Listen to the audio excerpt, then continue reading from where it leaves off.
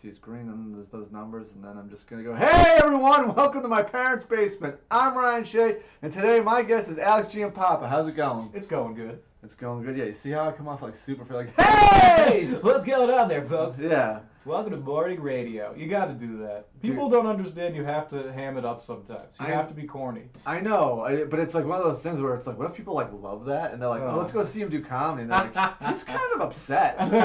Actually, you know what? If people actually do watch this, like me and Joe Buckley and I, like we played Crash Team Racing, and we put something on the line, which was if you lose best 2 out of 3, one of you has to take the PlayStation disc that I bought off the internet from some random person, and you have to lick the back of it.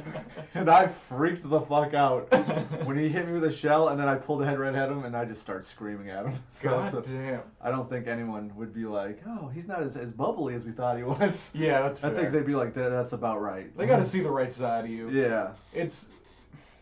No one wants the charisma, but it helps. You know what I mean? Yeah. It's just you don't want it like first thing in the like when it's first thing in the morning and you're getting your coffee or whatever. The worst thing the cashier can do is be like, "Hello, how's it go?" Like don't. We're all pre-coffee right now. You're patronizing me right now. Yeah, exactly. Also, you work at the coffee place, so we know what you've had in you. Like, but when a host of a show comes out and they're like the first thing you hear is the host just being like. Like, fuck you. That's not gonna be good for the people. The people put up with shit all day so they can come and watch you try to impress them. Okay? Like, ham it up for them a little bit. Make it happen. Because, you know, they may be paid. They at least paid or they at least gave you your time. I can't host for shit. Yeah. I can't host for shit. Here's what's funny. That first, like, opening thing. Yeah. I'm a wreck. I'm a wreck, and that first, like, where it's most important. Actually, it's not. That is the hardest part. I shouldn't say where it's most important because there can be times where those other spots are way more important. Yeah. But like I am clutch in like when it's like we need this guy to be fucking on right now. Yeah. That person just tanked it. This show's fucked. I'll go up there and be like bang bang bang. Yeah. It's like you're up. Ride that wave. Yeah, cleanup crew. Yeah. Put me in, coach. And like that's a good guy to have. And like well I'm saying like if I'm like the host, like I can pick it up to that level to help that other guy. Like okay. if someone's like kind of like, you know what I mean? Like I can play cleanup crew. Not last night. I closed though. I closed. Hey man, we did the show. We did the show. We did the show. We did the show. This is supposed to be a con. Shut up, bitch. I couldn't believe literally. Yeah, you got it. The hosting at the beginning is so fucking important. And by no means do we have to talk about comedy the entire time. I have a bad habit of steering it in that direction. But like, I host so much shit, and I'm like, yeah, the very, very beginning sucks because you have to set the tone, and sometimes you're not in the mood. But if you go out and you're like, all right, this is gonna be fun, everyone's like, all right, I guess it's gonna be fun. And also, you're going out in front of the coldest. Like, you know what I mean? Like, everyone's like, oh, shout out Justin McIntosh for the host. Thanks for hosting this. But like, you are going because everyone's like, oh. Bullet is like you're cold because they're still not warmed up. It's like no. You get host. Host is just like, and it doesn't like. You like I always realize I'm like oh yeah the host like never goes up there and just rips it immediately like that's never a thing you see. No, it's incredibly rare. It's usually just him being very likable and being like okay yeah get you a couple laughs and now like this guy's gonna warm you up. Right, exactly. It's your job to get him going and then hand it off. Which sucks sometimes because you want to be the fucking like when you host it's the least about you, and it seems like it might be the most about you, but it's not. No, it's maintaining that show. I know, and it's fixing that show. It's setting up that show. I know, because I strongly prefer to just go to mics sometimes even over shows because I have this weird obligation I feel for it to be good if there's a real audience there, and I'm like, I just fucking thought of this thing today and it's really not. It's very bad, I'm pretty sure. Really? Yeah, I mean, You know what's funny is when I write something new, I'm like, this is fucking fire. And then I get up on the mic and I'm like, oh no, should I tell it? Because I'm really like, there's no way it's fire. Like, Yeah. It's like it has 100% confidence. I'm like, I'm gonna fucking smash this. And then the mic's in my hand. I'm like, I shouldn't do this right now, should I? And I'm like, let me bookend this with everything that I can like book it. Like in the first bookend. Yeah. If it goes good and I got their trust, I'm like, it's time. But even still, I'll be like, is it time? Yeah. Is it time? I know what you mean. I have a weird habit of like just seeing what I can get away with. Yeah. And not caring. If I'm hosting, it's a completely different story. I do a very different set in that way. I also like, I don't let lulls sit as much. I make sure I'm talking in between stuff and just keeping it going. But now, like, in the middle of the set, sometimes I'll just like kind of like dig a hole for myself. Just because I'm like, I could probably get out of it. And like I can't sometimes, you know. Just like, yeah. She's just still there. Well, I'll just dig deeper. I'll just dig deeper. Yeah, it's like I'll get to China. I'm just saying, like eventually you got to come back around if you dig deep enough, right? Oh Yeah. no, it just gets further down. And there is something like it's fucked up that you like feel powerful because a room of people hated you 2 minutes ago, but then suddenly they're like, all right, he's not so bad. It's best when like you just don't get it back and you're just trying to pull it to like. You're just trying to be like, okay. You're trying to accept it. You're like, all right. Let me think about the positives. What's the point of comedy? Like, you want to get everyone on the room on board, and I did. They were on board with hating me. Yes, exactly. I brought them together. Yeah. I brought them together. There is a sense of unity there. Yeah, exactly. They were all with the performance. Like Yeah. they were in it. You know. They all agreed it was fucking awful. They 100% agreed that I was the problem. I was consistent. That's it. But you know what? They hung in there and they gave me the chance, kind of like that time that I watched 5 seasons of Friends just to make sure I hated it. And I was like, you know what? I think 5's enough. I hated every episode this far. I don't think season 6 is going to be the one that's like, oh man, this turns around. It took a while. They're really setting up the characters. Yeah. It's an elaborate plot. It's so a it takes slow few burn. episodes. Yeah. They set the foundation for it. The thing is, I've seen for how much I hate Friends and shows like Friends, I've seen so much of it. I've seen a lot of episodes of Friends. I've seen not a lot, but like numerous episodes of Sex and the City. I've seen How I Met Your Mother. I've seen like a pretty good chunk of, which isn't as bad. No, you know what? Here's the thing, is like, I was like enjoying How I Met Your Mother. Yeah. And then I was bored one day and I was like, oh, Seinfeld box set's like on sale. I'm like, I haven't seen that in forever. Yeah. And then I started watching it and I'm like, yeah, you know what? How I Met Your Mother's fucking garbage. Like this show, like I'm not sure how you feel about Seinfeld, but like I'm like, this show is way better. I love Seinfeld because it's like the anti-sitcom. It still is. Like, name something that holds up better than Seinfeld, and you can't. Dude, my friends, they're like, I don't get it, and I'm like, I don't. Think about everything you watch. Yeah. It's from Seinfeld. Yeah, like, the characters, because you have shit that's like, there's not a lot of shows where the characters are just heartless sociopaths, and like, you still kind of dig them, but Always Sunny and Seinfeld both have this quality where they're comedies that were funny pretty much the whole time. If anything, they suffered a little at the beginning because they don't give a fuck. They don't need the characters to like build up. You don't have to you don't have to hate them for them to be villains. You don't have to love them for them to be heroes. They're just fucking people that are shitty like you.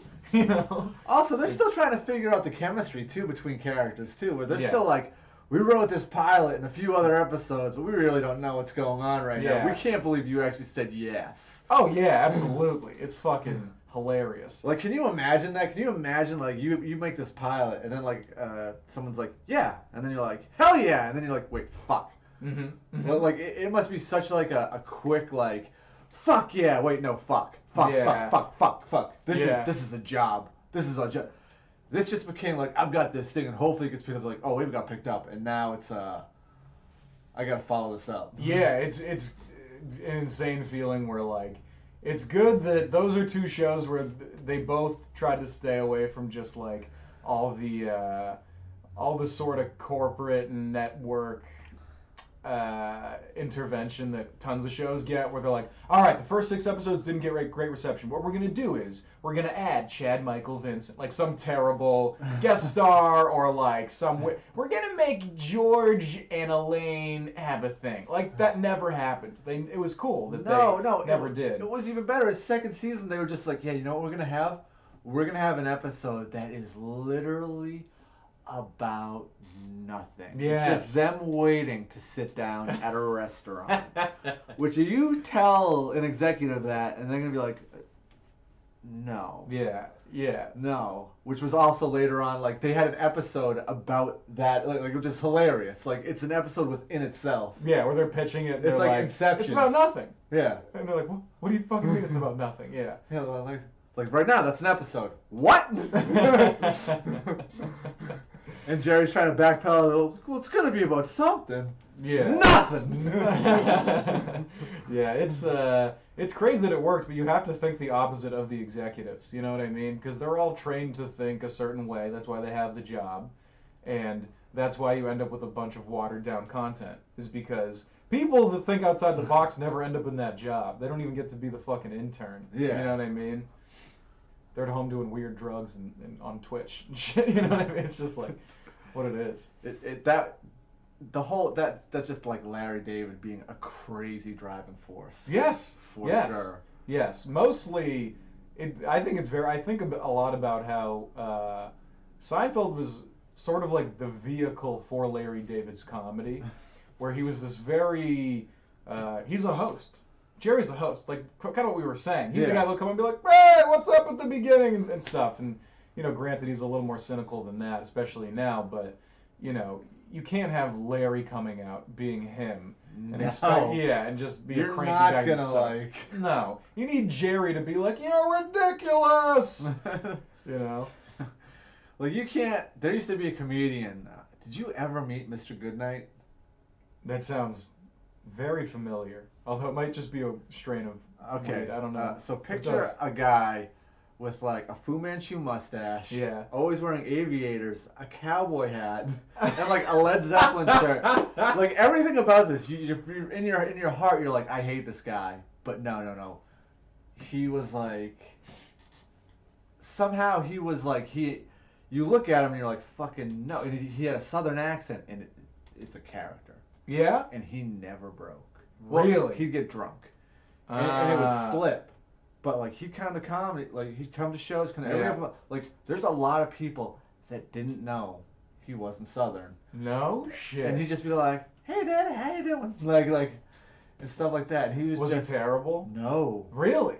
But he was weird, and like he admitted, he's like, I can't go up like early because it's like the same way how Larry David was more abrasive and too crazy. This is too weird and too like, you know. Yeah, you got the energy has to be energy. Yeah, I'm not opener energy. So people need to be like settled into like what this is like, and he'll get them, and he'll demolish. He will crush. No shit. But okay, I think I remember seeing this dude. He was. How long ago was it? I've been around like 8 years around here. Around here? Yeah. So yeah, you would have seen him because he's probably left like I'm coming up on 9 in May. Okay. And like he was here for at least 2 to 3 years when I was. Yeah, people pop up for that long, and then that's.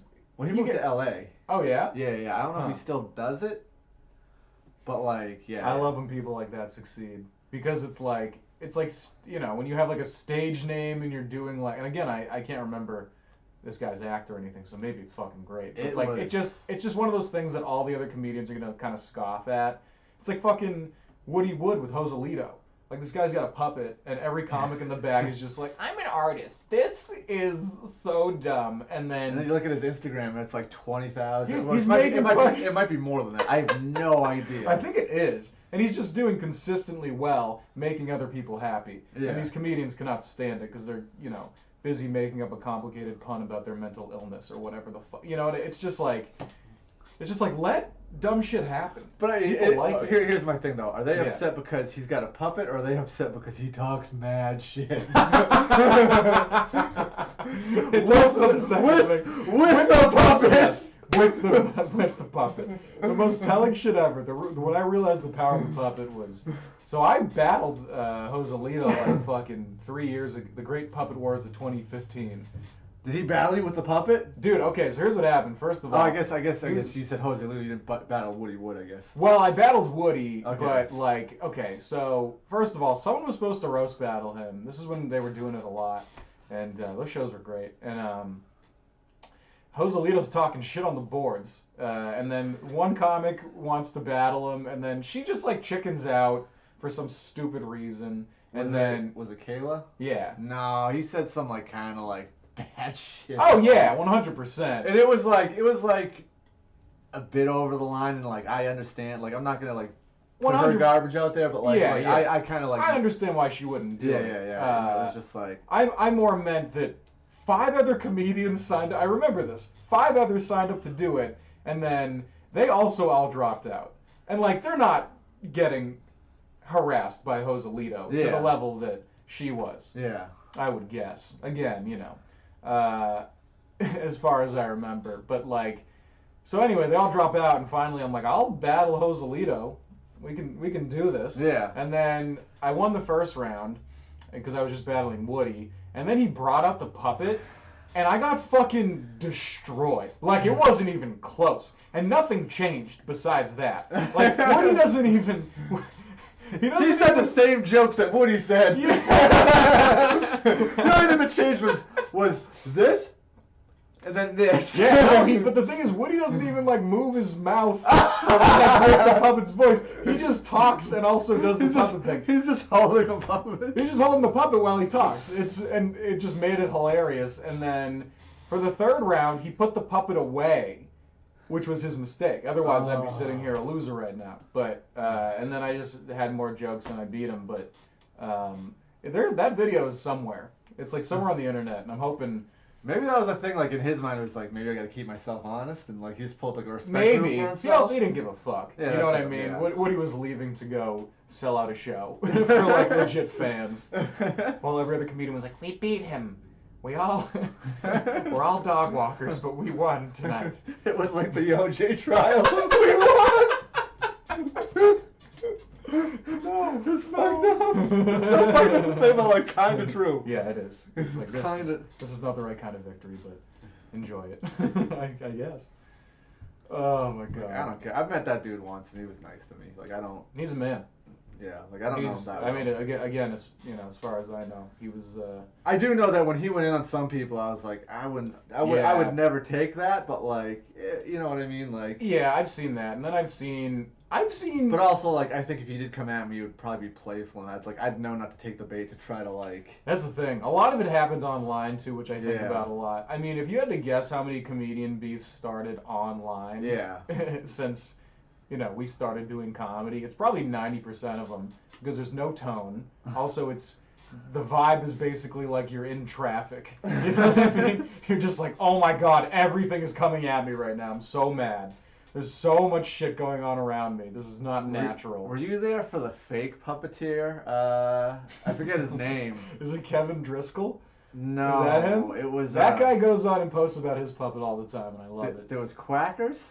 Yep. At some point we had 3 or 4. And I just remember there was one post, because there was one day where it just blew up, and it was like one of those, but like, all right, to anyone watching, there's a Boston comedian board where people write things, and then it gets just fucking smashed, like out of control. Yeah, like, it is, and it's not like it, like I've seen a lot of bad forums on the internet, and I'm in a lot of comedy groups and a lot of other, and you'd think, and to some point every comedy scene's the same. The Boston Comedians Board, like they're gonna look back on that thing someday and be like, these people were sick. Like this is not. Yeah, this goes way beyond the. I don't even really post on it just because I'm like, if someone says the wrong thing to me, I'll go like OD with my attitude and like and like I'll lose my mind and I'll be like I'll see him at a show, I'm like, oh, I'm gonna shake you down right now. It's gonna be a fucking shakedown. Dude, you have to go in and just be zen. And like I'm like I can't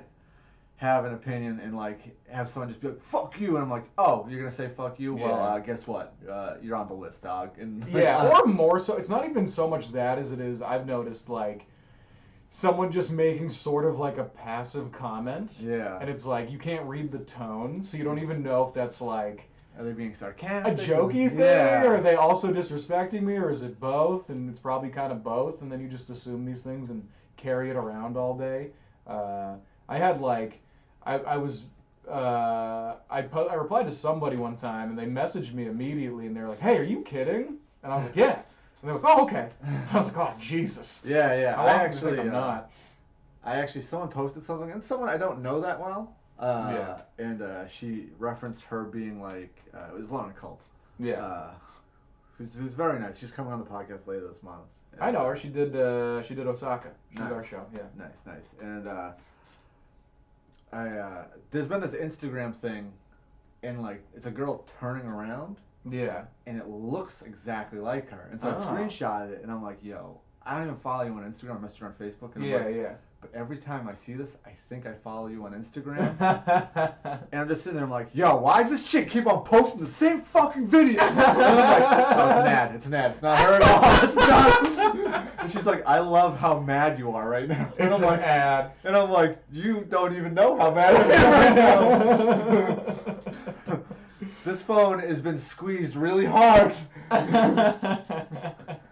And so then she like literally like after that I was like cool, like, you know, whatever. And then like literally she made a post about like hooking up with a model, and she's like, am I getting She's All Thatted right now? And like here's the thing. I love She's All That because I hate rom-coms, but like I'm like, here are my rules with rom-coms. There's only 3 rules that make good rom-coms. 1, it's gotta be rated R. 2, it's gotta be 10 Things I Hate About You. 3, it's She's All That. And that's the only rules. Those are the only rules. And I'm like, you're comparing yourself to Lainey Boggs? I'm like, and like I was sitting there, I was like, I'm messaging you this because I don't know you well enough to put this out in public, and I don't want it to get out of control. Yeah. And so she thought that was funny. I'm like, all right, cool. Like, it's good that I'm talking to you a little bit before, because like There's a lot of I don't know her clarification that well. that goes And, like, in. and then we had to talk about certain things that we'll do Yeah. for this. And I was like, all right, cool. At least we got like a bunch of background stuff. Right. Oh yeah. Absolutely. Yeah. It's like, it's so stressful to try to figure that shit out. Well, I also kind of like, I was telling Sean Carter this, like, I actually kind of like having people I don't know as well on. Yes. Mostly because, like, when Carter or Conan, like, even, like, you, like, I don't know you as deep as them, but it's just like, hey, man, how long have you been doing comedy? Even though I know the answer. Like, I feel stupid because I'm like, this isn't me asking, it's as far as content, you know as what I far mean? as a 3-hour conversation goes, and like, unless we trip acid today, I don't think we're hitting. But like, in You'd general, be surprised. Dude. It goes quick. You know, we'll start playing games now because, like, remember I was like, we'll do, like, I will have to probably around like maybe 7:30 or so. Don't worry about it. Dude. Okay. We can call it whenever, dude. Okay. There's No, like, you know what I mean? Yeah, like absolutely. Like, no. You're in for the full 3. You let me go. You asked me about neoliberalism. Hey, we're here till 3 a.m., buddy. Listen, this is gonna be a fucking Rogan podcast election night. It's 4.5 hours. And it's just Bill Burr doing a 4.5-hour special and me laughing hysterically the whole time. Yeah, Bill Burr ripped that fucking thing. If you ever have a big chunk of an afternoon and you've already seen the Alex Jones on Joe Rogan podcast, watch the election. Yeah, watch the election night. It's like Burr, Rogan, Stanhope, Kreishner. Yep, and then like a bunch of people drop in, which is cool. Yeah, Fitzsimmons is in there. Yep. And like, and it's the big thing Stanhope says is because like Fitzsimmons is on stage and fucking who else is there? Wait, is this Fitzsimmons? Is Fitzsimmons from Boston? Yeah. Fitzsimmons, Burr, and there's someone else from Boston. He's just like he just pulls away and he goes, "We got 3 dudes from Boston. We're not getting a word in. We're not getting a word in." It is so funny how frequently Boston is referenced in comedy. I love it. I love it so much. It's uncanny how many funny people are from here. We're just this like random bullshit, wicked fucking old city. Yeah. That doesn't work. Gonna be underground in 30 years. Like it's weird because it's Boston, it's New York, and it's Chicago. Yeah. And it's very strange. Like what's going on? What's the that? Thing? Yeah. Like those are the 3. Like I'm sure like other I think a lot of other places are starting to get like pretty big too. I heard Seattle's really good. Seattle's dope. Denver's supposed to be incredible. Yeah. Denver's like a 3rd New York, LA thing now. It's like its own hub, And then Austin is supposed to be awesome. And then San Francisco and Oakland Great scene there too, just like the Bay Area. So all over, there's really like a cool boom happening. I did Detroit a couple of years ago, and that was also dope. You wouldn't expect that. I know, but you know, comedy was cool. The city, great barbecue, terrible infrastructure. But like, and we grab our controllers and try to keep this going. Sounds good to me, man. You're right up here. Awesome. Sip of water. Take your water. Yeah.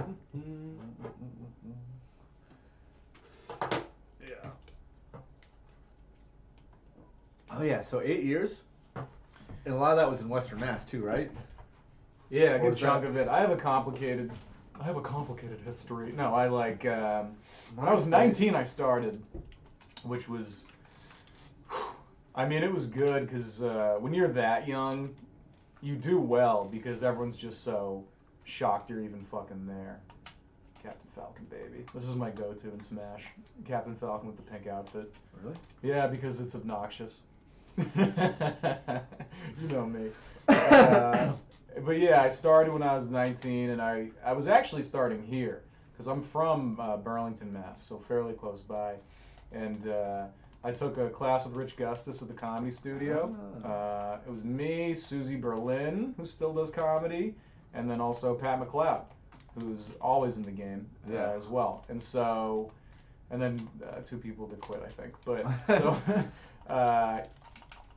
yeah, I took the class there, and he sort of taught me how to write jokes, and that was nice. And then from there, I did like Tavern at the End of the World and all the classic open mics. And I probably got up like 5 or 6 times, and one of the times was at Dick Doherty's. And so, oh baby, I'm shocked I did that well. Dude, I can't double jump.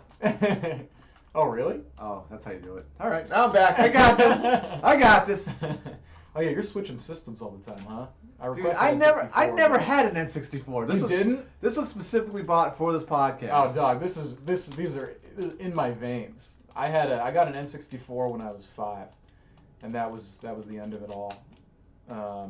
So I've been in N64 way longer than in Boston comedy, but this is an issue right here. This is an issue right here. Let's go. You can switch up controllers.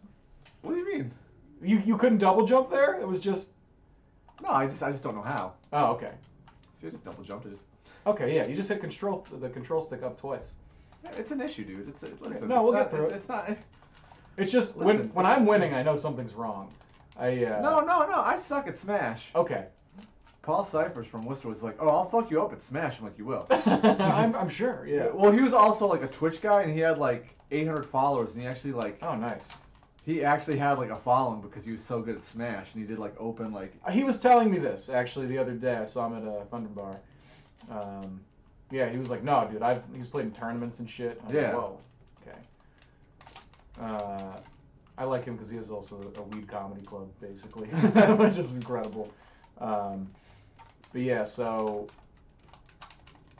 I was here, and one of the first sets I did, Dick Doherty saw me and liked me for whatever reason. I was terrible then, but he saw something, I guess. And so he's like, I can someday fire that guy. It's like I could suck the life out of him. But yeah, and so I got a lot of appreciation for him, and he gave me a chance when no one else did, man. So like he liked me and he put me on the door. So basically, door bitch. I was the door guy, which was the greatest gig in the world for a kid at that time. So I would just go set up the seats and punch the tickets, and I'd do 5 minutes on the show. And I'd be working with these incredible headliners where they just have to watch this fucking kid just be like, "Do you guys know about intersectionality?" Just this weird, like, liberal 20-year-old from Western Mass. And they're like, "Well, I fucking work on a supply chain. I paid money for this. It's my night off. This kid is terrible." But Flame 2168. What's up, dog? What's up? Do I know you? Does Alex know you? Oh, baby. You just in a random? Sounds good, man. Yeah. Well, welcome to the chat. If you have any questions about comedy or anything else, we got you. Let us know, man. Yeah. But yeah, so I would during the week I'd go to open mics in Western Mass, and then on the weekends I would work at the Worcester Club, which was Dick Doherty's Comedy Escape, and is now the Attic. Yes, the Comedy Attic, and I was pumped they got it because it's really good room for comedy, like acoustically, which people don't understand. But if you have a low ceiling and fucking the people are together right, it's a beautiful recipe. So yeah, I did that for a while, and then I finished up at UMass. That's why I was out there for college. And once I was done there, I moved to Boston, and that was when everyone got to know me, which was very good because I kind of got those first couple of years of sucking ass out of the way. And I was still an idiot because I was like 23 years old or whatever. But I at least knew how to, like, it's like, okay, I could do 10 minutes, you know. I could do 10 minutes at a show and it's not going to be awful. And I know a couple things at least. It might be awful. It might be awful. Come on. It could still be, yeah, it could still be awful, but you know. Yeah, I got your ears. Oh, baby. And then, yeah, I moved here and started doing Comedy Party fairly soon after that. Which is very successful. You, Ben Quick, and... yeah, Dennis Casey, who's not a comic, but he does a lot of big part. Good shit. He's a massive part of it. Yeah. He does more than I do, I'll tell you how much. So Dennis is our creative director, and he just makes all the graphics, and also, not just that, but has a ton of input on the branding and what the shows are going to look like, and makes playlists before the shows. Stuff, little things that you wouldn't even think of. Yeah, just putting like an ambiance to the show in general. Yeah, man. And so, yeah, I was basically just like a guy that had a couple shows, which helped get me on shows, you know, because they're like, whoa, okay. Spot trading is terrible, but also... But yeah. Yeah, come on. And so that's kind of been the saga till now. And so I'm gonna be here for the next couple months, and then I'm going to New York. I think in August is the plan. Yeah. That's the plan. Yeah, man. Just, you know, I wanna keep getting better. I'm having. I know when I'm doing too good, I gotta switch something up. You know what I mean? It's like. Dude's doing too good. It's not even fucking that. I still bomb, but it's, you know, it's a matter of like, it's a matter of like, all right, I'm like too comfortable in some of these situations where, like, you know, I got to see what it's like to have to follow a dude that's coming off of his Conan special. You know what I mean? I got to do that more often. Like last night, I got challenged because I had to follow a dude that was killing and is a really experienced comic, but I need that every night, you know, if I'm gonna get to where I really want to be. So that's the plan, but we'll see. And can I plug shit on here? Yeah. Okay. When does it come out? I know it's live now. But... we usually do it at the end. Okay. Just so like you did it, but I mean you can plug it now and then. I'm just saying I'm doing I'm doing Knicks in June, and so that's gonna be my last big thing in Boston. I think. Right. So I'd love for people to come out. You doing the Goodbye Knicks? The Goodbye Knicks, baby. So we'll have, I don't know who the openers are going to be quite yet. I know Nick Giusulo's hosting because he's coming back from Phoenix. So he was a Boston comic and he moved out there like 3 years ago. And he's coming back. And that's his first thing back, so that'll be good. Hell yeah. Yeah, man. So is he coming back? Yeah, moving back. Oh. Yeah, man. Weird. Why? It's like, I mean, basically to save money. Yeah, all right. He was living well out there, man. You can get a much better place in Arizona than you can here. Why how is he saving money? Because he's from Billerica, so he's just gonna live at home and do comedy full time, I think. Oh. Yeah, which is like, you know, it's a pretty good model, but make sure you're saving money if that's the case. Yeah, what comedy shows is he gonna be doing? Get all this up. He works at like. They have a bunch of clubs out there, so I think he'll probably get in a rotation somewhere. He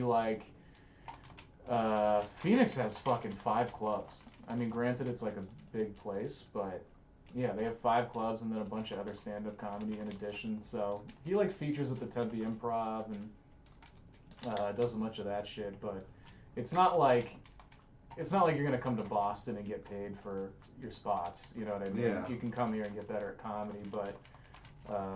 New England itself, not bad in terms of comedy pay and availability. You know what I mean? If you want to go up to Maine or... I go to Maine frequently. Me too. Maine's the fucking best. Yeah. I love Portland especially, but... Yeah. Maine people just dig it. Ian Stewart Love Ian. hooks me up. Yeah, big time. He's one of those producers that's also a comic. Yeah, he's also getting a club. Yeah, he's starting a fucking comedy club, right? Yeah. Is it just Portland Comedy Club or Maine Comedy Club? I don't know. It's something like that. Good for him, dude. Yeah. But yeah, he's the other like weed guy. He's like the main weed guy, and I'm the Boston weed guy, so we get along. Weed guys. The weed guys, baby. But yeah, so he's got a bunch of good shit, and then there's a bunch of other good rooms up there, and it's nice because they're like Maine and New Hampshire. They're like liberal hicks. You know what I mean? Like it's this very interesting dynamic. Vermont too, where I'm like, I don't think you guys. It doesn't feel like you hate black people. It really doesn't. They're like, yeah, I don't think we do. And I'm like, yeah, we just not everyone that lives. I don't think we do. There's some conviction in that statement. Like, I don't think we do. We've never met once, so we're not entirely sure. But yeah, man, I'm so pumped I'm winning these Smash games. I'm so. Hey, I did it too. We're good.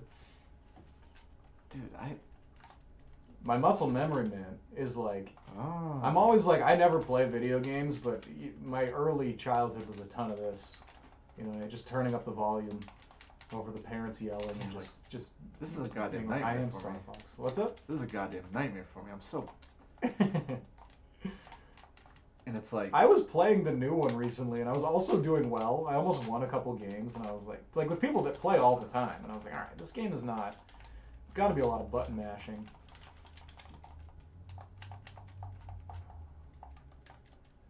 This was mind-blowing to me when I was like 8 or whatever, because do you remember the commercial for Super Smash Brothers? No. Oh, it's amazing. It's I don't think I knew what Super Smash Brothers was until like 5 years ago. No shit. Yeah. Did you play video games a lot? I did. Yeah. What did you play? I was Nintendo, Sega, Super Nintendo, and then I've had every PlayStation console since. Yeah. How old were you when N64 came out?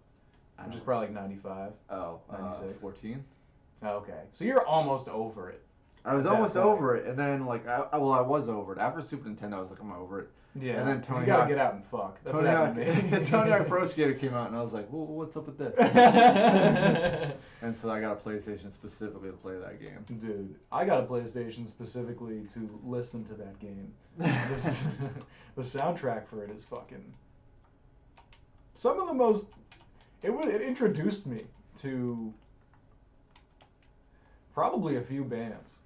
Bad Religion for one. Bad Religion? Yeah. All right. And it was like, and granted, I never got super into Bad Religion, but I was like, it was a good, because I don't know how the fuck people found out about music then. Skate videos. Yeah, I guess so. I just knew, like, when I was in, like, 6th or 7th grade, we got Kazaa, maybe?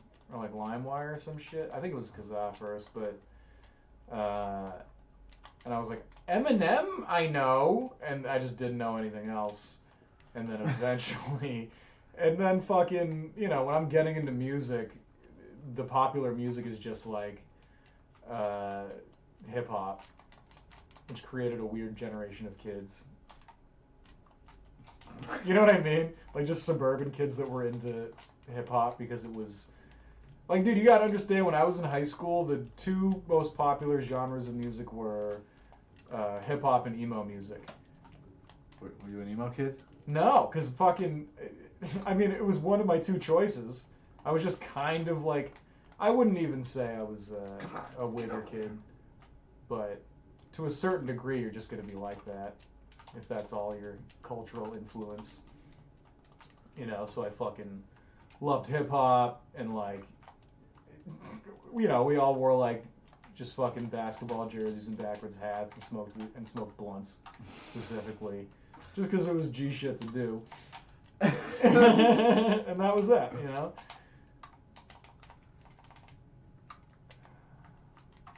You were into like hardcore, right? Yeah. So is there some crossover? Yeah, dude. I like everything. I like everything. I've been on an emo kick lately, which is kind of funny. What's your emo? I guess. Like and I don't even know if this is emo, That's but fine. like Jimmy Eat World. Yeah, no, that's fine. Yeah. That And shit's then good. I I like even that. listened to like My Chemical Romance and fucking Fall Out Boy, and I'm sure they're Fall Out less Boy. legitimate. Fall Out Boy pop punk. Yeah, that makes sense.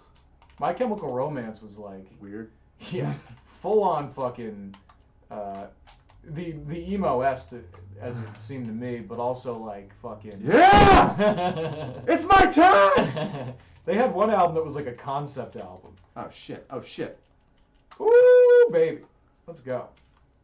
Are you winning? Are we tied? I literally listened to My Chemical Romance. Yeah, I think so. That was one of those things where I was like, okay, so this is that band that like the real emo fans probably hate. I like listening to them because they had a song about vampires, and I was like, that's cool. I was like, I get into that. Yeah. What are other emo bands? I'm unclear what the genre even really is. I just associate it with that alternative and hardcore to me are all just kind of like the Ghetto Kids fucking Saves Yep. the Day. Like that's the shit like I listen to. I didn't get into that like really like sappy, like sad bastard like that's what emo meant to me. It's like, Like- emotional. Well, it is, but like you know what I mean? Like I didn't get into like Pavement where it's just like Right, where it's legit like a guy crying. oh, is this like a Yeah, sudden death. Oh, I walked right into it. Oh my god, dude! Oh, I handled him too. Fuck you, dude! I gotta keep that in mind that Yoshi's my shit. Yeah, I guess so. Because I know how to do one move. You had a good rhythm, dude. That's all I do with any of the characters. It was one move. If you do up B with Captain Falcon, you can't lose. It carried me. You want to keep going or you want to switch games? I'll switch games. Doesn't matter. It's your call. Yeah, let's I'm just switch. throwing it out there just I'm so already- like you can Yeah, like. no, let's do it. Yeah. What are you feeling? DK64 is one player, so we shouldn't do that. Shouldn't do that. You got your. Diddy Kong, we can do. Yeah, you want to do that? Oh, Yeah. here's the stack that you specifically said. Oh, Mario. You put Mario Party in there? Yeah. Dude, Mario Party's trash. We don't have. But Splish Splash Fa? Brand new, but I consider brand new pop punk if I'm being honest. But I only go as far as like your favorite weapon and a little bit of that Deja Entendu one with that weird song, The Quiet Things That No One Knew, and then the that other one. I don't know it. But like they definitely got like different when they got past those two records. Or I guess they were emo. I guess yeah. Yeah. There's a whole era of rock where What's it's up, unclear Vulture? What the fuck? 15. Nope. 75, 123. Hell yeah. What's up, fellas? What's up, guys? Do we know any of you? Or are you guys just randoms? How do randoms find this? So, the game, Yeah. like you'll see me do it right now. And this Oh, one you just put in update. what game you're playing? Yeah. So Diddy Kong. Ah. And Smash is usually a pretty good one. And that's probably where these guys came from. And also I put hashtags on everything. So like Yeah, there's a chance smart. people might have Yeah. picked up. That's smart. Hashtags are really good on Instagram. What's the hot Apparently. brand new track, Splish Splash? Yeah. You Hook know- us up with the new emo. Is it Jesus Christ? I like that song. That's actually one of the songs that. Yeah. Did you ever listen to Brand New? Not So, really. so wait, so you said so This is lately I've been on an emo kick, and this is me legit just like, so Fall Out Boy, which is pop punk. yeah. Which record though? Well, that's the thing. There's one they have from Under the Cork Tree, I think, is the original one I heard, and that's like that's a good one. Sugar We're Going Down, and that felt like authentic rock and roll. It's pop punk. Yeah, okay. It's good. And then the next one is very like too polished, kind of. Oh, There's alright. like, yeah, there's like a sing along portion of one song. Well, I and, kind of like that. They bring in like, Like, no, sing- it sounds like fucking Kids Bop on the record. Like they Dude. have the people singing along to it. Okay, so there was this. It's like for all the boys and girls who do, you know. I forget the name of the band. I can't think of the name of the band right now, but the name of the song was "I Got Punched in the Nose for Sticking in Other People's Business," which is a great way to sing a reference. Yeah. But in the middle of the song, they just the music just stops and they just start going. And it's like drag my corpse through the sea. Oh, that's dope. Yeah, it's Yeah, so fun. That's awesome. But no, this is a weird like, yeah. If you hit start, you'll pop up. Oh, okay, cool. This But yeah, give me some good emo recommendations, because like All right. hip hop is just melted. All right. into this Well, weird- give me. You know what? This will help me.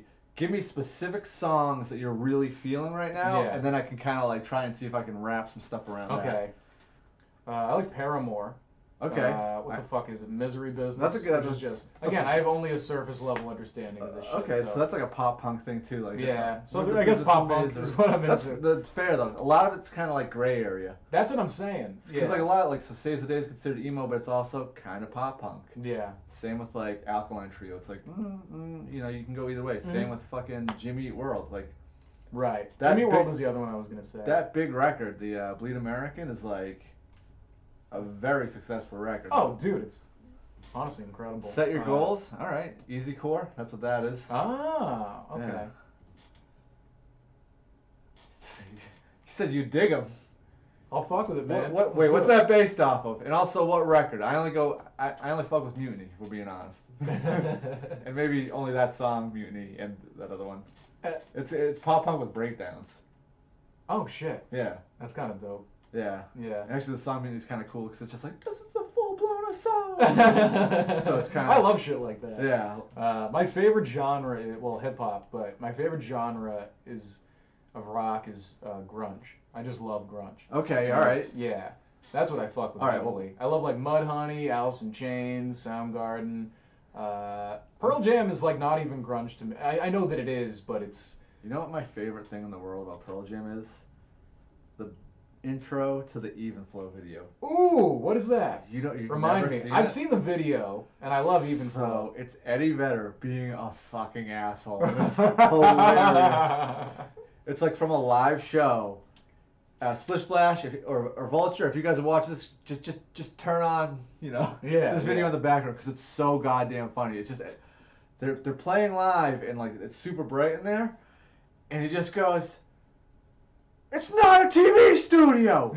Turn the lights off, Josh." The guy out my fucking name, and I can't stop laughing. Oh, that's awesome. Because earlier he's like, "Oh, I'll be your light guy. I'm Josh." He's like, "Oh, nice to meet you, man. Thanks for doing this." And then the lights go, he's like, "Fucking Josh!" It's like the Christian Bale breakdown video. And the Terminator. What is your job? What is your job? Trying to act like this, yeah. Yeah, he's a method actor. He actually performed with Pearl Jam to make sure he can fucking yell at that. That's funny as fuck. DP correctly, whoever that dude was. Yeah. When you see, that's the thing though. You see that clip of that guy flipping out, and we all make fun, but like, I've been there. You know what I mean? It's fucking. I was almost there last night. Yeah. On a regular basis. Like, it's been years since I've lost control, but really, like on Thursday, I was just like, what the fuck is, It's fucking wild, man. Okay, so let's keep going further down with the tracks. I can steer you in the direction that you want to go. Oh, yeah. Okay. I mean, again, like grunge is just my favorite shit ever. We're going down the emo pop punk road. I know. I'm nervous. You should be. I know. Because I'm gonna judge harshly. Panic at the Disco has been pretty good too. All right, so that's the band that everyone mistakes for Fall Out Boy. Yeah, basically. They sound exactly the same. Yeah. You know what's funny is there's a band, they have one good song, and it's this band called The Spotlight. Okay. And it sounds like the singer from fucking Newfound Glory. There's two singers. It sounds like one's from Newfound Glory, and it sounds like the other one's from Fall Out Boy. And it was legit. What they tried to do was like, we're gonna make the most cookie cutter pop punk song to get signed to like a huge label. And it worked. And then I think they're like, all right, we're going to play our music. And they're like, no, keep writing this song again. And if I'm being honest, that one song, fire. Like, yeah, sure, dude. Fucking. Like, it was the cheesiest generic thing in the world, but it was just I love terrible songs. I play them all the time, and I have to do it, like, on my own. I'm like the opposite of everyone else. You know what I mean? I'm just listening to, like, Fight Song on my own. Like, fuck. You know Fight Song, right? Rachel. This is my fight song. Not gonna write you a love song. Because I'll hear it, and I'm like, I like it, but no one can know that I like it. Dude, I picture you in your car in the summer, windows rolled up, just belting out, all by myself. Oh, yeah, absolutely. And then when you get to the light, even though the windows are up, you're still turning it down. You're like, don't wanna be. Yeah, dude, it's what it. And the thing is, I love to roll around my windows down, so I don't get to enjoy music all summer. You gotta get that AC. Yeah, man. There was like, I had a whole fucking semester in college where, I didn't have any kind of hookup for my phone, so I just had a CD player in my car, and I had a bunch of old CDs, and so I would just throw, I think it was Marshall Mathers LP, and I'd just leave it on, and fucking Kim is on that album, and so one day You it's just like feeling it? hot summer day, and I'm completely spaced out. Hot summer day, I'm sitting in traffic, windows rolled down, and I am looking over to my left, and there is just this woman, and she has literally her jaw dropped, and she's just staring at me, and I'm like, what the fuck do you want?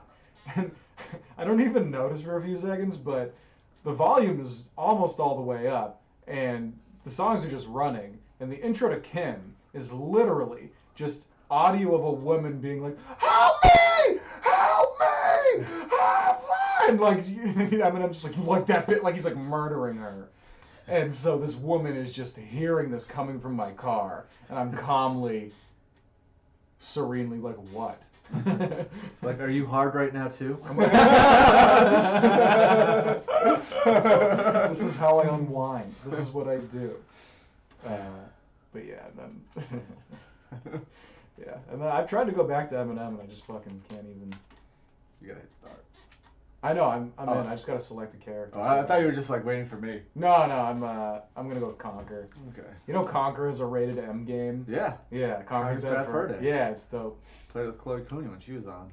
Dude, I wanted to. Oh yeah, you get to choose the thing. Yeah. Card. Sucker move. Sucker move. I haven't played this one since I was like 5. Yeah, clearly. You picked the fucking car. Oh, shit. Yeah, buddy. I didn't even start going. Oh, because there's less items. Or not items, there's less rings you can go through if you're the car. Also, you can just cut through this shit. Like, Oh shit, you're right. Yeah. Whatever, man, I'm in it. Yeah. This was one of my earliest memories is playing Diddy Kong Racing. And like, the thing... Huh? I still need to unlock levels, because there's a level that I love, and I just don't have it unlocked. Yeah. Because, like, my friend had this game, and, I feel like the campaign mode was really good. Like, I really wanted to finish it. I was so bad at video games, and I never knew. Like, I was okay at playing them against other kids, but I was so stupid about campaigns and trying to figure out puzzles and stuff. Because there's always that element to games where, you know, I would get stuck in a dungeon, and I would just quit the game. You know, yeah, well, that's it for me. Yep. I'm like, well, this isn't fun. The whole point of this is to have fun. So, fuck it, I'm out. Wow. Ah! No! Yeah, there we go. Here we go, bud. Who beat us? The fuck? That was tough. I was trying so hard to, like, just swipe in there and just, like, kind of like. So how many people were racing? 6. Oh, nice. Okay. Yeah, no, we did it. Yeah. We did okay. This track was shitty. This track was so short. Listen, man, I don't have many tracks available. If I'm being totally honest. That's fine. Because I need to figure out how to do, like, all the, I know. So, so, this is interesting how Twitch works. This is my first time using Twitch. Am I gonna go fucking... I'm going fucking car. That's what I wanted. Yeah, dude. Yeah, I'll be fine, dude. Dude, it's because I think you got the jump on me at the beginning. See, now I'm gonna... Damn it. I thought it was like Mario Kart, where you're supposed to you're supposed to start the thing up like. Yeah, that's what I thought. Point. I always do the smash the A button, and that usually gives you that like little like boost. Yeah. And not the case. Fuck, I'm in 5th now. So are you gonna ask about Twitch? Yeah, can you use emulators, or do you have to have all the No. systems? It's Yeah, that's smart of them. Yeah, there's I don't know many of the rules. Right. Because it's like there's a fucking novel. And then, What, the terms of agreement? Yeah. Yeah, no one reads that shit. It's like, that's why these tech companies just own our lives. I'm just like, get the fuck out of here! I'm not reading that shit. And I'm like, yeah, man. And I was like, where is the where's the fucking quick notes on the quick notes? Where's the YouTube video? Like, let's be honest, I was reading shit. I was like, ain't no someone read reason them to me. Yeah.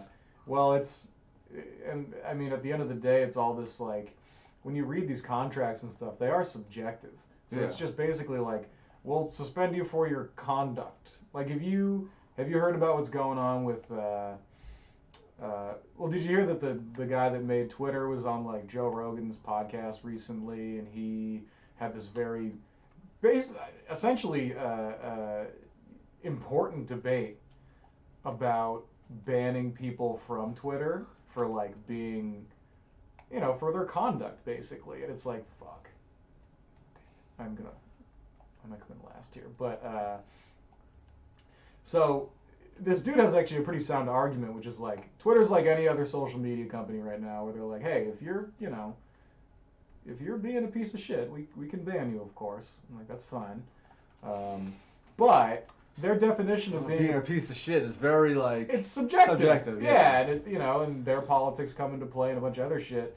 And the guys like, Twitter has just become the public forum. Like, this is where the president goes to discuss issues, right? So, like, if you ban someone from Twitter and they're like an important voice, that's like exile. You know what I mean? It really is. And so, the guy's like, if you're gonna ban like Milo Yiannopoulos, and like, I don't like that dude at all, but they're like, if you're gonna ban that guy for just like being rude, then you gotta ban Donald Trump. Like, why is that guy allowed to have an account if he's using it to just threaten people with nuclear war? And Twitter's like obviously it's because fucking he makes them a ton of money. You have to go on their thing because you have to see what the president is saying today. And like, what are they supposed to do? Furthermore, if you ban him, like, who's he gonna be saying this shit to? Like, yeah, I don't. It's tough. It is. It is the toughest thing ever. I don't know. I kind of think they should have moderators that are not in their company. Like right now they hire people. Like a third-party moderator? Yeah, exactly. Get someone like that. It's just like, the third party's then corrupt. I don't know. I'm glad I'm not in charge of shit. I'd be so good at being in charge. Yeah. What would you do about Twitter's censorship issues? Well, the first thing I'd do is I'd find everyone I don't like. Bam. No more Twitter. It's done. Blowing it up would be the best. Like, the ultimate scenario for any of this stuff is basically like the end of Fight Club. But it's like Facebook headquarters and it's all our data. I don't know what I'd do if I was in charge of fucking... I'd count my Twitter money. Yeah, for real. So I'd do. I'd be like, you guys fucking duke it out. The stupidest thing is, though, I don't think they're even... Like, I don't think they're... Damn, steering this thing's really tough. I don't think Twitter is even... What am I stuck on? What the fuck was that? My boat just didn't go? Is my boat going? You sound like me with my alarm. I'm always like, my alarm didn't go off. Well, like, I was sitting there and I was talking to you and I'm like, yeah, and I'm like calling, I'm like, wait, I've been in the same place for like 20 minutes. What the fuck's going on? Is it a controller issue? No. These are brand new. These are brand new? Yeah. When did you get the N64? Like a month or two, a month ish ago. Month. Do you play any of these games on your own? No. I got too much going on, dude. Yeah, like it's like video games are like, I barely have time to do the shit I need to do, and I cannot imagine people. You gotta get Red Dead, and I'm like, I don't fucking know how you have 4 hours at the end of the day to like. I still play some video games. Like I started playing Apex Legends. Yeah. And I've been having fun with that. That's good because you're having fun with it. Yeah. And it's just like when it comes to this stuff, it's like I feel like it's almost like a waste of like time for me to like. Yeah, yes, stuff like this. Yeah, Donkey Kong 64, you might actually have a blast with. I might have a. Oh no, I tried playing it and like I got like really mad at it. I mean, it doesn't take much to really get like. I know. That's what I'm saying. I would get sort of mad at video games and then I would just give up forever.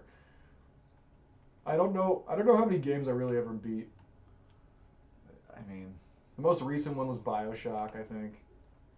It was one of the BioShock. I don't even remember which one it was.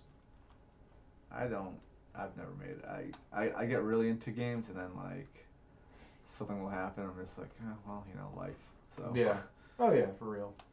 I just don't even think about it. I know. I tried to get like Ocarina of Time. I got it on my phone a while back. That's commitment. Yeah, and I was like, that way I'll do it. And then I just stopped playing it. I was playing Far Cry 5 because I was like, this story looks sick. Yeah. Because it was a bit like, do you know about Far Cry? Have you ever Yeah, I played Far Cry 2, whichever one was on Xbox I had. Well, they're all on Xbox. Dope. No, like OG Xbox. Oh, all right. I see what you're saying. Like 2 or 3. Yeah. Well, the 5th one was about like a cult leader and everything like that. Oh, and I love it already. Yeah, and it was super into that shit. It was so sick. It was almost like a very was it Jonestown? Yeah. Like it had that feel to it, and you're going in there and you're trying to like set everyone straight, and it's sick. They actually made it's the first Far Cry game where like they made like a sequel to so there's been sequels to the game, but it's actually like the story continues. Oh, okay. Yeah. So like that's sick, and so the cults came about in a different. Fuck. Oh, I was with you guys. Damn it. Dude, I'm still behind. Oh, you are? Okay. Yeah, I keep on crashing. The top 2 were they're gonna be first and second now, but I was kind of flying with them. Yeah, Far Cry. So it's like the cult came about in the previous game, and then it continues into 5. Or 5 is a new... No, 5 was a new game, and then they made... And I'm not sure... they just, like... Everyone was excited because they're like, this is, like, the first time they've actually done, like, a sequel type thing or whatever. I don't know too much, but it's, like, it's post, like, apocalyptic in the same at the same place that the other one takes place. Oh, I get it. Okay. So but I think there is some, like, connection between, like, certain things. Like, I think there still might be people kind of down with this weird, like, religious guy. Yeah. Or, like... A resurgence or whatever it was. Yeah. That's dope. It's like True Detective. It's anthology, so it's different people every season, but they linked it back to the first season this time. Because they're building a world. That's also about cults. If you haven't seen True Detective, check that shit out.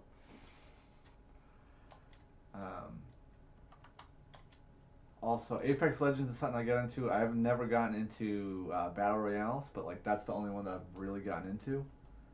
What is it? A Battle Royale. You know, like Fortnite? Yeah.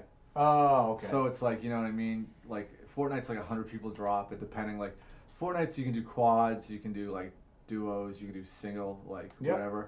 Yeah, I played once or twice. Oh, I'm a fucking idiot. Fuck. I thought it was top screen for a second. I fucking hate when that happens. You thought you were ripping it like this? Yes, dude.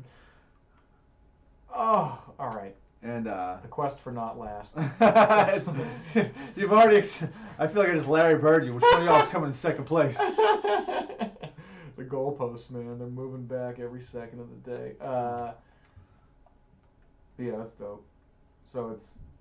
But yeah. So it's like, but it's first person, where Fortnite's a third person. Yeah. But like, battle royales are kind of like the new shit right now, and there's a bunch of them. This is the only one that I've actually killed anyone in. So I was like, oh, this is the one I'm good at, even though I probably just got lucky. Yeah. And then took the time to invest and get better at it. I'm awful at it. Like, you gotta have at least one win early. Like, my biggest fucking issue with games is just being like, all right, dude, like, I get killed 5 seconds in. You handed me the controller and it's like, you're dead. And I'm like, why would I continue this? It's not an enjoyable. Well, that's why battle royales are awful, because it's like if you die in 5 seconds, like, oh, now I gotta wait for the rest of my fucking team to die or fucking win, which could be 20 minutes from now. Yeah, which sucks. That being said, which is why Apex Legends is dominant over all of those, because a lot of them you get knocked down and your player can revive you back to health, but this one you get knocked down and then if you die, they can grab something from your banner. Like did not finish. Yeah, dude. They punked you though. I've been there. And they can grab your banner and revive. Like they have to bring you to a certain spawn point, and then they can bring you back into the game. So it's like when you're out, you're not totally out. Mm-hmm. Yeah, that's fair. I played Red Dead. That was cool. You played that one, the new one? Yeah, I had it. I couldn't get past like to 20 minutes. Or, like it takes an hour. It's really slow for an hour. Like play for 20 minutes. Like too slow for me, and I just didn't play it ever again. And I literally deleted it off my PlayStation because I was like, it's taking too much space. It's like 100 gigs of fucking space. Dude, there's one of those. Maybe I'm just impatient, but like. You want to keep going with this? You want to switch games? Whatever you want to do, man. Doesn't matter. It's your call, dog. Yeah, I like this. Okay. All right. Yeah. Good. I'll stick with this because the only other one I chose is really Mario Party. I'm trash at GoldenEye. We could pop in Tony Hawk too. Yeah, we can do whatever, man. All right, let's do one more of these. All right. Damn, what were we talking about? You got to be the. I have ADHD and I'm high all the time, so. Yeah, I kind of forgot what we were talking about. That's me. I do this to people. I give them my ADHD. No, because well, maybe people are just like that in general. I think something about Apex Legends, but I thought we got past that. Yeah, then we were on games where there's like 100 people dropping in at once and shit. Yeah, that's Apex. It's 60, but like. Okay. It's fucking dope. And Fortnite's the same deal. That's Fortnite's a free game, right? Yeah, so is Apex. Oh, that's smart as fuck. It's surprising because. And then do you pay for not mods? What are they called? Just like add-ons. It's like, don't you have to pay for better weapons in Fortnite or something? Or? Nope. You pay for costumes. Oh, that's it? Yeah. Oh, so there's no advantage. There's no advantage. Oh. Huh. Yeah, it's just like, you want to look like Tom Brady? I'm like, I do. $20. It's like, yes. That might be worth it if you're playing all the time. Dude, like. Yeah, they have a pretty good model then. One of my some dude I work with, he's like, my son, he made me buy him that fucking Tom Brady outfit. $20.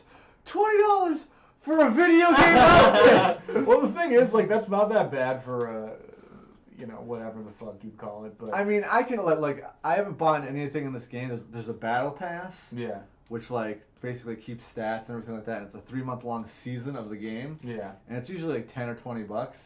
And I decided when that comes out, I will buy that because one, it was a free fucking game, so I don't feel too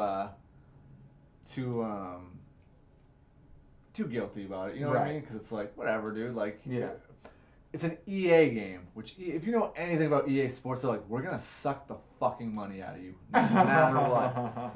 And they just were free game, and I think because they realized the Fortnite thing where it's oh, there's money in the add-on shit, all that shit. And so I think they were like, you know what? You get so many more people playing. Well, yeah, it was I think something insane, 50 million people. It's only been out for a month. 50 million people have already are playing, and that's the most absurd thing they've ever heard. And it's fucking wild. And I literally saw it the day or two it came out, and I was like, oh, it's another one of those free things. And someone that I'm friends with on PlayStation, it's one of my brother's friends had it, and I was like, I'll check it out. Mm-hmm. And then I was like, man, I suck at this. And then I played with them, and then I was like, I killed the guy! I killed the guy! I am the man! You cannot fuck with me! I am God! How many kills you guys got? 7? Okay! But did you see that one? Yeah, I can't remember the last time I was relevant in a first-person shooter. I played a lot of Halo. That was probably the last game. And then everyone got into COD, and also Gears of War, which were cool. Dude, I'm telling you, man, Halo 2 is down there. Oh yeah? Yeah. Oh fucking A. Well, I'm coming back someday. You know what we're gonna do? We'll do a comedy party episode with the three of you guys, and we'll all play fucking Halo. Oh, that'd be so dope. Yeah. That'd be so man. Dude, loading up Halo 2. I mean, I'm still you can see there's a third camera there. I've got a fourth one in my room, and I'm gonna just I just haven't figured out all the logistics to do 4-player yet. Yeah. And it's probably just gonna be have to share mics, which is fine because these things pick things up from anywhere. And it's just you just have it between people. Yeah, it'll work. Yeah, and there's also some kind of an app you can get where it'll automatically switch the camera according to who's talking. Oh, I don't need that though. I just set it up like this. Oh wait, so you just go in the other two corners? Okay. Yeah. No, believe me, I got. Simple enough. I've got it. Yeah, you got it down. I've got it dialed down, dude. Yeah, this shit's getting huge, man. Well, do you know Alexandria Ocasio-Cortez? No. She's like a probably the most popular young politician right now. Okay. She's like 28, and calls people racist and shit, and everyone loves it. So like, she dropped in on a Twitch stream. This is like a person that's like changing the laws of the most powerful. Wait, who are you, Splish Splash? That was my brother. Well, someone you know, man. Yeah.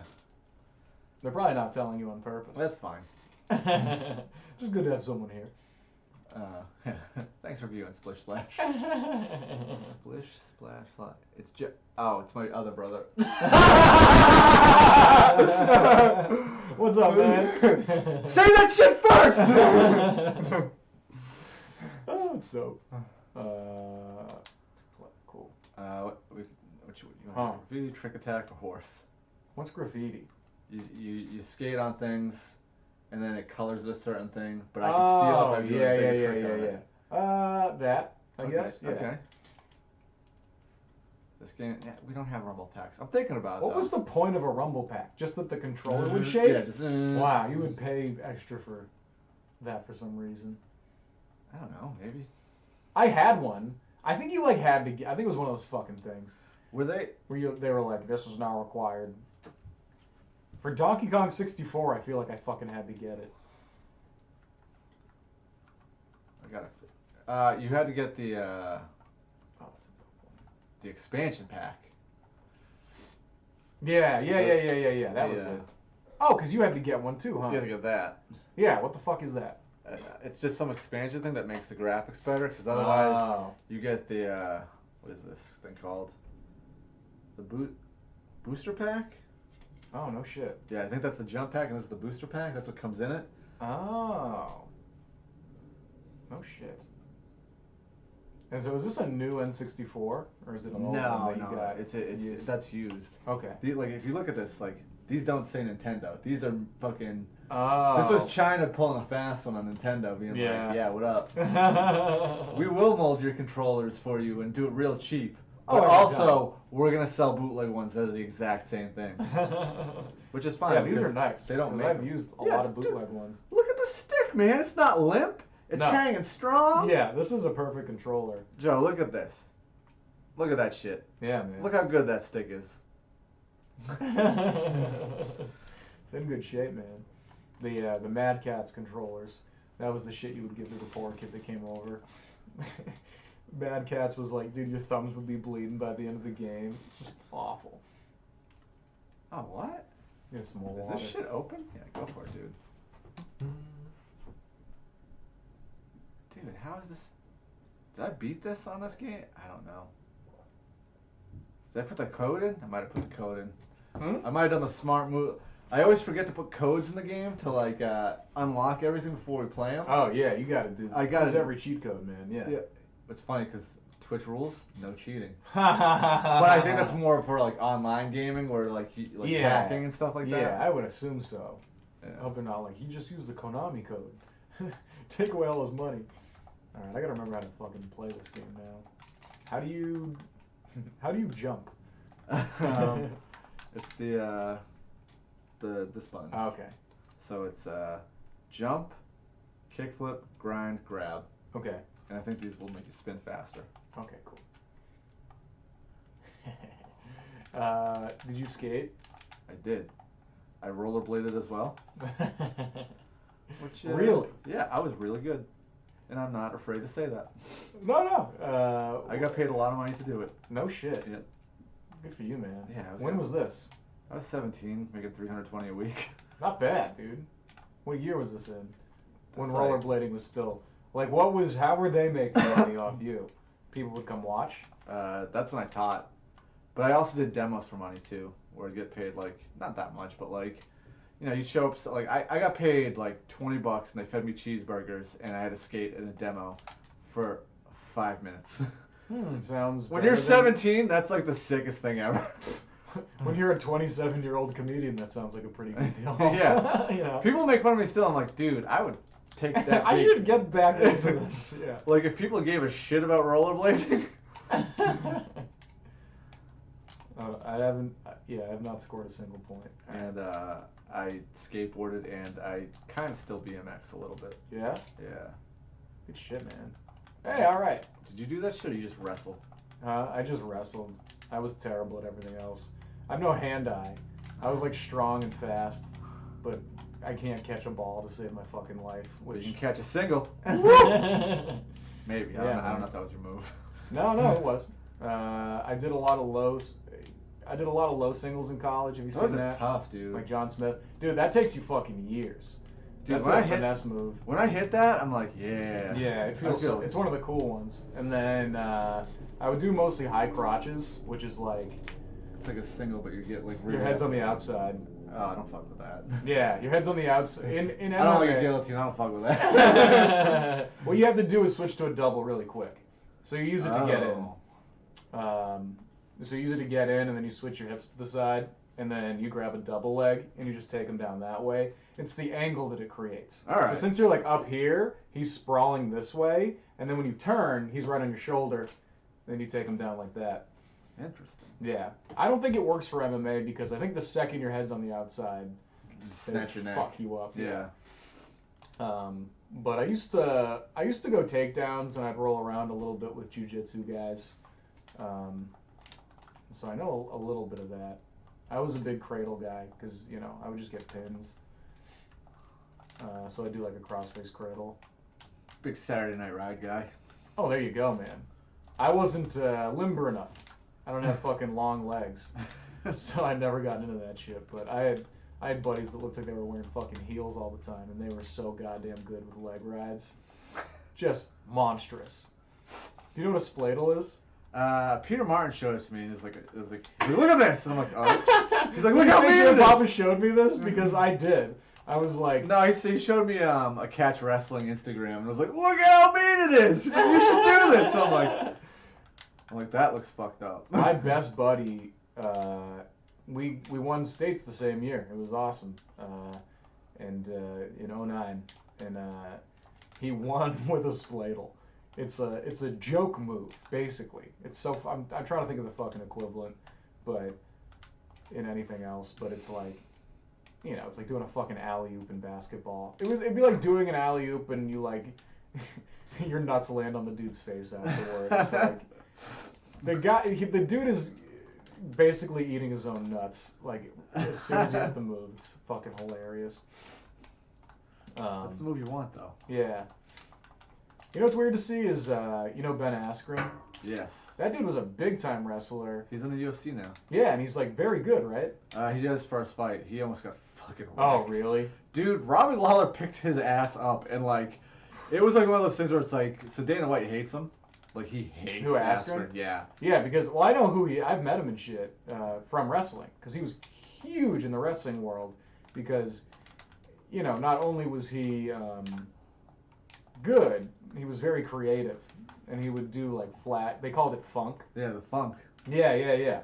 And so our team loved funk wrestling, and so we learned a lot of that from Askren. We did clinics with him and stuff. That's sick. Yeah, but he's a crazy person. A lot of people didn't like him. Why does Dana White hate him? Is he like flashy or annoying or? I think he just said some shit to like that pissed him off. Yeah. And he was just calling like, oh, it was I know that he had said things about how like, because I think Dana said it's impossible to like test like athletes all the time. And he's like, yeah, it is. And like he was the one that brought up USADA, like the you know the United States Anti-Doping Agency or whatever. Right. And so like that was a huge thing, being like you can totally like test these people, and so like cause beef. And then there was another thing where like Askren got asked to be in the UFC, and then so he got out of his. He didn't re-sign with one championship, and then like Dana was just like, nah, I was kidding. Like, oh. And he's like, whatever, I'll just retire anyway, so like I don't care. Yeah. And so like that fight happened, and like he shot like a single, and like it was like, oh, he's got it, and then it was like Lawler just straight up fucking muscled him, and picked him up, dropped him on his head, and just started. It's the worst Yeah. It's probably the most damage Askren's ever taken in a fight. Like, it was Wow. bad. It looked really bad. It was like, I was just sitting there like, man, Dana must be like... loving this shit right now, yeah. But then it was just like, he got, Askren came to, got another single, took the back, fell off the back, got him in like a bulldog choke, and like, everyone's like, oh, it was stopped too soon, which it was kind of stopped too soon, but like, Lawler went limp for real. And that's like, the thing, man, like... He definitely came back though, like, he like when Herb Dean was the ref, and he lifted his arm and then dropped it, and it wasn't dropped when he actually did that. But before that had happened, the whole reason Herb Dean came over was like he was defending the choke, and then you just see his hand go like that on the mat. It's like, yo, yeah, he's out. He's out. Yeah, that's you make that call right there. And that's the thing, man, is like that's all the wrestlers are looking for the entire time. That's all I'm thinking when I'm watching. I'm like, just fucking get a hold. Like, if you... Because there's no grip, like a wrestler grip. So I know they're thinking that the entire fucking time. It's just like, once I get my hands on this guy. That was my thing, is like, I did a little bit of boxing, but I was way too impatient. Like, I would shoot immediately. When in reality, you're supposed to strike and shit. Whenever a dude is like... Trick attack. I was watching some fucking... I forget what it was. I forget who was fighting, but I saw one dude getting taken down a bunch. But while he was on the ground, he would just beat the shit out of the other dude's head. But in my mind, that guy was doing well. I was like, he took him down, and everyone was like, he's losing bad. And I'm like, what do you mean? He took him down. And like, problematic. Yeah, he lost 1,000,000 to nothing. And so it's just like, it doesn't even look right to me. It's weird I'm not more into MMA. I wrestled for fucking a decade. That stopped. Yeah. I mean, dude, I'm not, I could go to the Olympic Training Center, maybe, and like, honestly make no money to just like live and do the toughest thing ever. You know what I mean? It's just like fucking... Yeah. Warm-ups aren't fun. Yeah, dude. And like, I wrestled in college, it was my thing. I won conferences, and I was an All-American. And that's dope. But beyond that, like, what the fuck am I gonna really do? I could have gotten into fighting, I guess, but also my back hurts, so... It's a major factor. When did you get into MMA? Kind of recently, right? Yeah. I mean, I did karate as a kid. Mm-hmm. It's weird. Everyone tried karate. Yeah, I did it for a long time. Oh yeah? Yeah. Like, too long. Like, I only did karate for like 5 years. Like, you know what I mean? Yeah. No, I knew dudes that did that. It's good to know. It's just like... Yeah, I mean, I know... Karate didn't seem like very good exercise. That's what it seemed like to me. It's not, and like, it's funny because like, I saw someone post something on Facebook, and I kind of felt bad after saying it to like one of my, like, to my brother, because I was just like on, like, we were playing video games online, and I was just like, yo, do you know adults do karate still? like not like Muay Thai or like boxing they just go to karate. Or like jiu-jitsu, like they do like kempo, like that shit that we both did when we were kids, like where they teach you like a move, like a fighting move, and you're like, I'm never gonna do this. Yeah, like just catch his wrist. And like, what? Like something that's like there's no way to really train for it. Like there's no like, and like I feel bad because like I saw some dude that like got like all these belts. He's been doing it. It's been like his like thing, and he's like super hyped on it. But like he posted like him doing like some stuff, and like it looks so sloppy. I'm like, see, this is what I don't like about it. There's literally no integrity in this. Like, no, this dude's got fucking belts that like, and it's like if you look at like how fucking.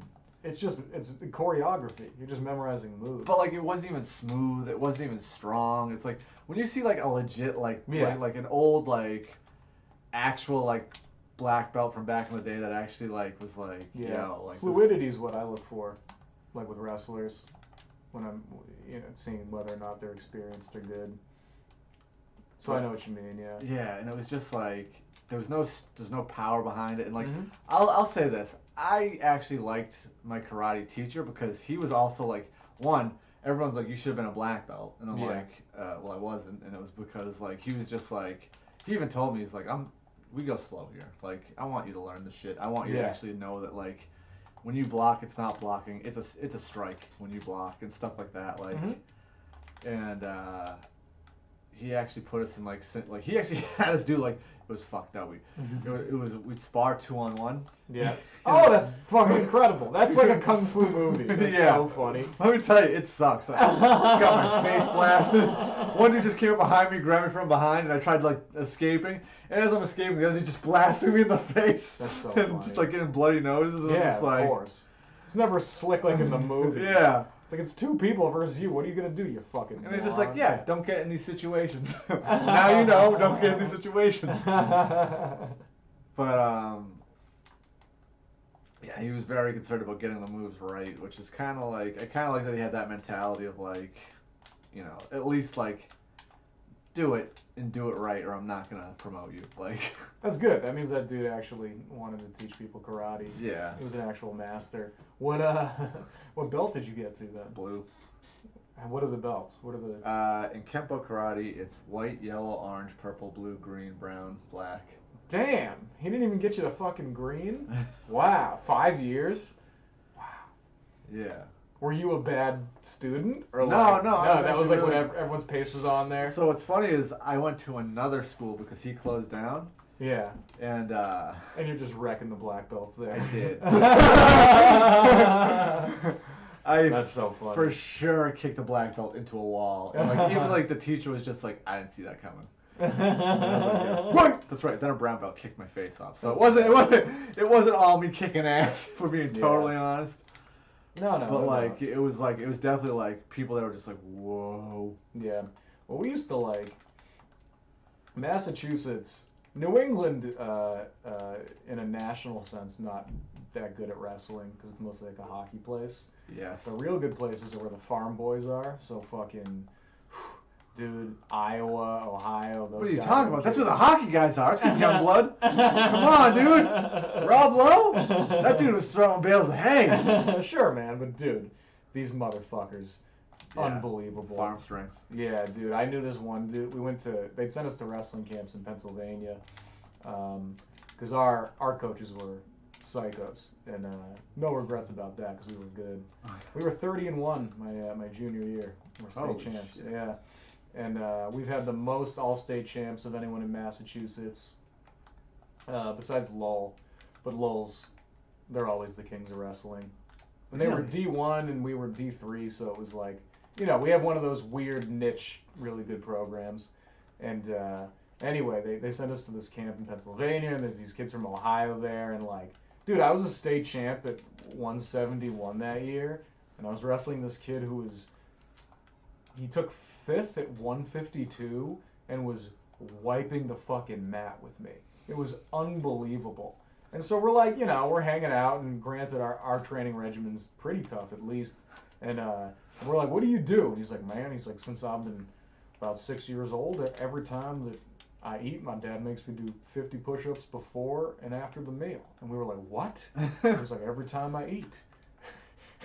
So like, on top of just doing wrestling workouts and fucking farming shit, this kid was also just routinely banging out 100 push-ups. Yeah.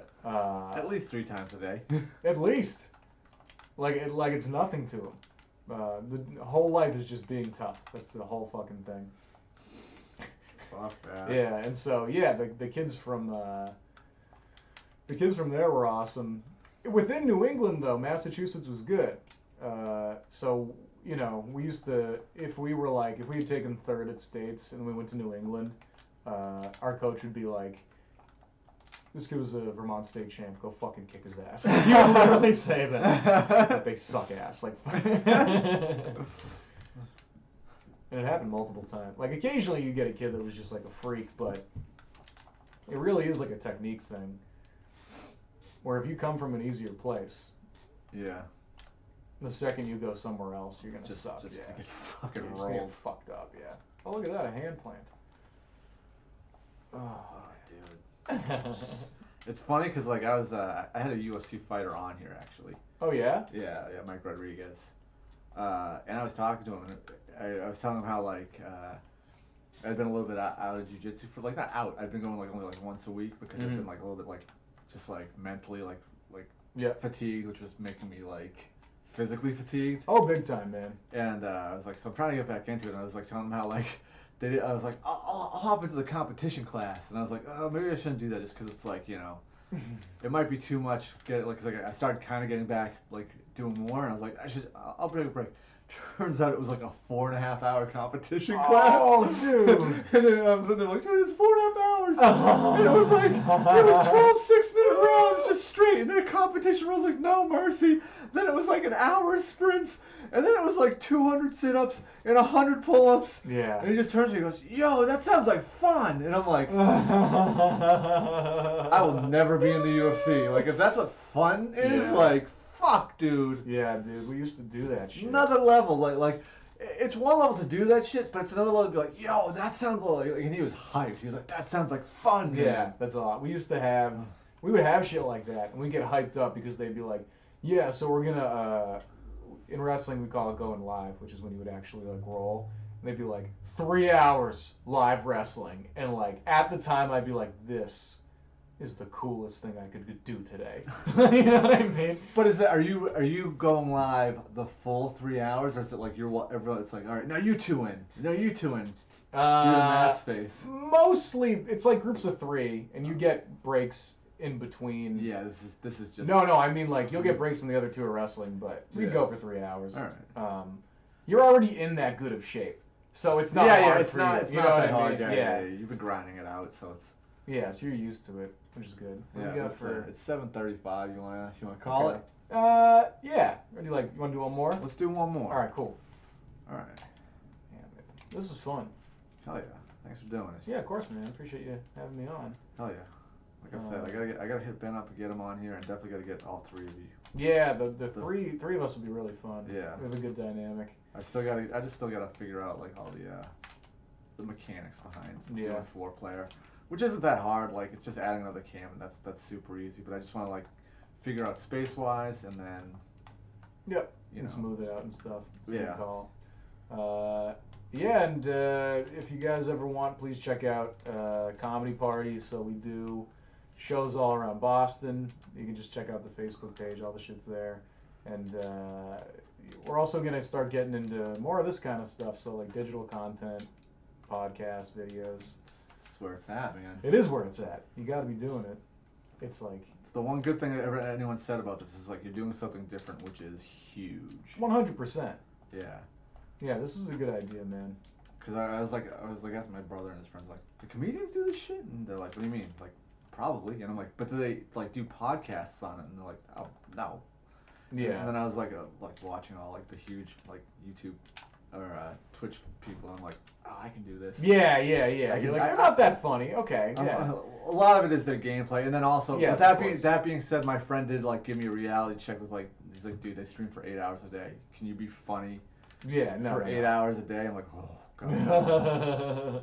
Well, the key is having guests and clips and shit. I know a couple people that like. There's some comedians that are sort of doing it, but they're more like podcast guys.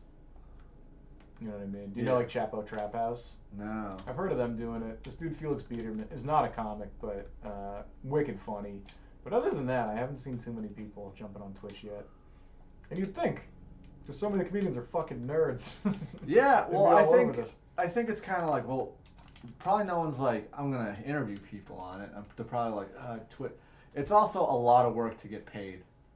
Yeah, all of these like. Well, I mean, so you don't just sign up for Twitch and then it's like, all right, if people subscribe, they'll give me the money and stuff like that. It's not like there's proving ground where it's like before Twitch even allows to let people pay you. You have to do this whole thing where it's just like people are probably like, fuck that. Oh, really? And like I just grinded it out hard. Yeah. And like David Tyler was just like, yeah, you had a good plan. It was bully people. You have to do that. You have to do that kind of stuff. Yeah. Well, I'd say like when I first started, you need 50 people to follow you. That's one of the things. And that was literally me being like, you fucking sign up! Follow me! Do this one time. Yeah. This is all I'm asking of you. No, I asked for a lot more.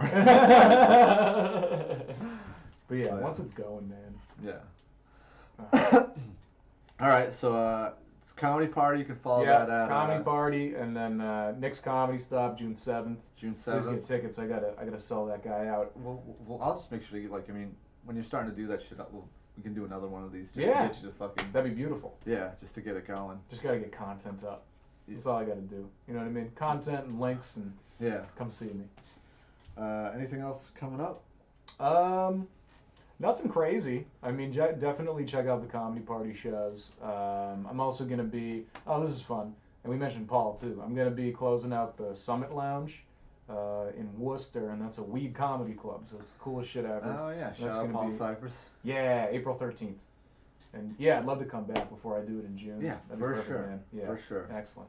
I will be at the Poorhouse tomorrow, maybe. I don't know. I kind of. It kind of drops in here and there. And I'll be at the Comedy Studio Friday. Both shows, 7 and 9:30. Oh yeah. Guys, thank you for watching. Please follow and subscribe. And I'll talk to you guys later.